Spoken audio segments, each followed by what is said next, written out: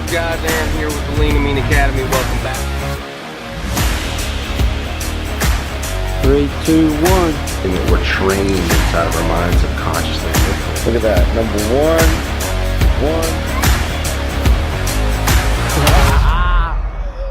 Hey! Hey!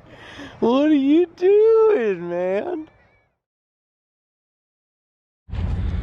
What is up, guys? Welcome back to the Lean and Mean Academy. I'm Aaron, and I want to tell you about the day. Today, we're going to be going and cleaning a driveway. Now, as you know, I usually talk about on this channel, we talk about, you know, running your service business, getting high ticket for your services, being able to go on trips and do nice things for your family, never undercharging, and you know, just demanding a premium price. I know that early on when you first start your business, it's kind of hard to do this, just because you're trying to figure out how to just get jobs, right? So there's a lot of facets that come into that, right? Being able to sell, being able to talk, being able to understand a person's issues, being able to create problems, right, that you can solve. Also, being able to close, having the courage to close on the spot, having the courage to close on the phone, right? A lot of sales is just courage and kind of gusto, but there are also a lot of tactics that we can use to set the prospect or the customer up to where we can make that closing process a little easier. So today we're talking about the value of being willing to negotiate. All right, had a customer quoted the concrete cleaning that you're about to watch at $500, right? About 2,700 square foot. Now look, this customer was, you know, giving me pushback on the price, blah blah blah, and she was nice about it, but you know, she wanted to give me $250 for this project, and there was no way in hell that I was going to do this project for $250 at all. So, you know, I came to a place, I'm about to leave town to go home to Alabama, and I was like, you know, this will be maybe one of the last jobs that I do before I go back. And it's like, look, here's the thing, I didn't have anything scheduled for today. It's cold here, dude. It's been freezing. Business, at least residential, has slowed down, and I do a lot of residential houses. I don't focus a ton on commercial currently. I may next year, but this year and last year has been a lot of residential houses. We've done hundreds of residential houses this year. So, you know, being willing to negotiate, I told her, look, I'll do it for $300, and we worked out a deal that we could both come to. And you know, it's brushed concrete, it's not bad, but $300, as you're gonna see in the video coming up, without a post-treatment.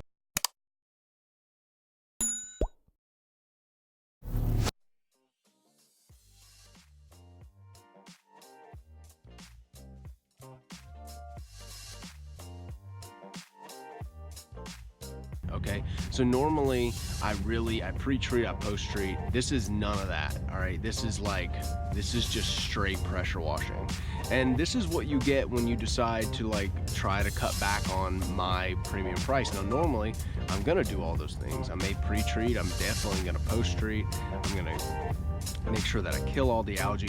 But when a customer starts to negotiate with your price, they start losing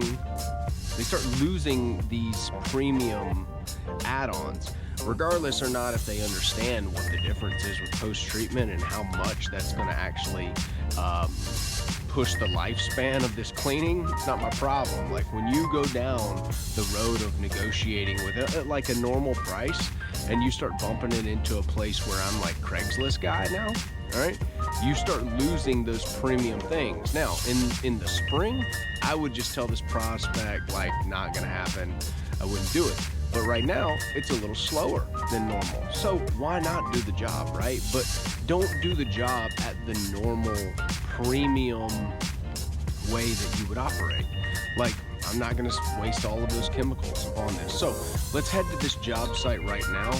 You guys are going to get to watch me surface clean it personally, and we'll get going. Hey, also, if you're wanting to sell high ticket jobs like I do majority of the time in the summer and the spring, and when demand starts really kicking up and time frames start being of the essence, click the link in the description below. Download my 3 controversial mine hijacks PDF for closing high ticket jobs.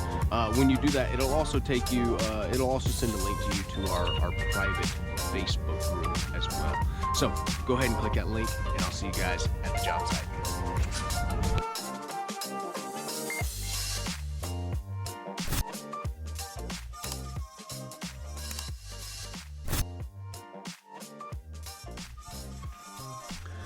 What is up, guys? Okay, so as you can see through this this job, you know, I was basically, what is she? She wanted to do this job at a discounted rate.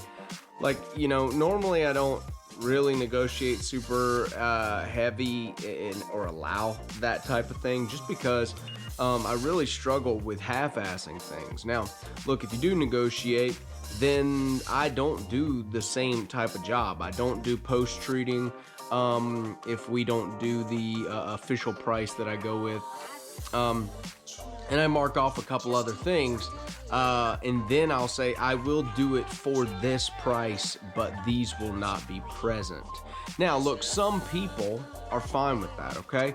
Some people are fine with you not going, you know, the full extent. It's the difference between like a landscaping customer or a lawn care customer who just wants their grass knocked down. Like the property manager's got a bunch of old rent houses. They just want their grass knocked down. They don't want it, you know, manicured and all the stuff. And if you do, which is good to have that type of standard where you're always just like, you know, on it, and you're just like, you know, as perfect as you can be. Sometimes it's hard to dial that back. Like with me, you're going to see in this video, I'm going back over things because some streaks showed up because it was so bad. And so I went back over some of the stuff. I just cannot half-ass stuff, man. It's hard for me. So I didn't add some of the other stuff that I normally add on here. She still has some spots in her concrete, but you know, that's what she negotiated. So look, this job was like close to $500, 2,700 square foot. That's about the right number for the price per square foot that I always get.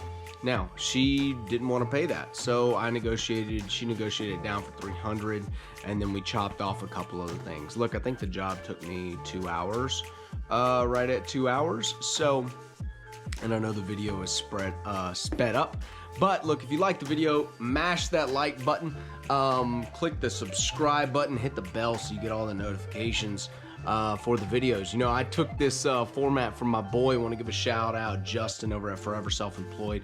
I'll put his channel in the description as well.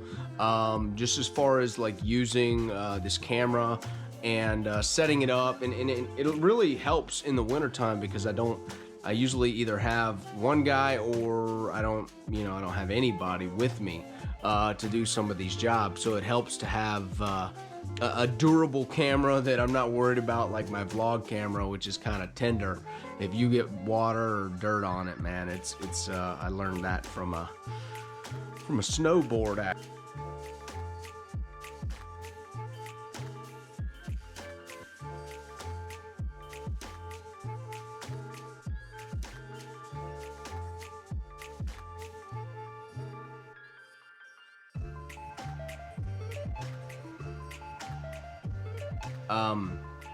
It's great for this type of stuff. It's waterproof. It's like, you know, it's built for being out on the elements. So I'm glad we upgraded there. Again, look, guys, if you want to sell high ticket jobs and, you know, you're wanting to kind of learn the business, download the PDF in the description. It's a free PDF. It's 3 controversial mine hijacks to selling high-ticket jobs. And that could be for pressure washing, window cleaning. Some of these methods, they're all the same. So you need to understand that in a service business, things don't really change. Like the selling of them doesn't change.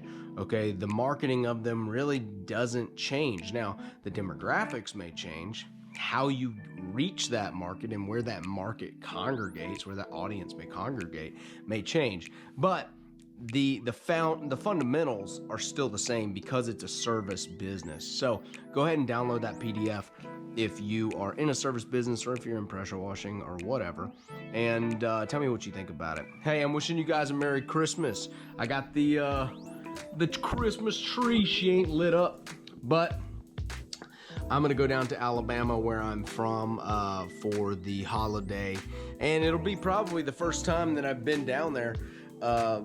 No, it will be the first time that I've been down there for Christmas morning. My family does a huge breakfast. The whole family comes, and I'm really looking forward to like a pile of bacon the size of my torso.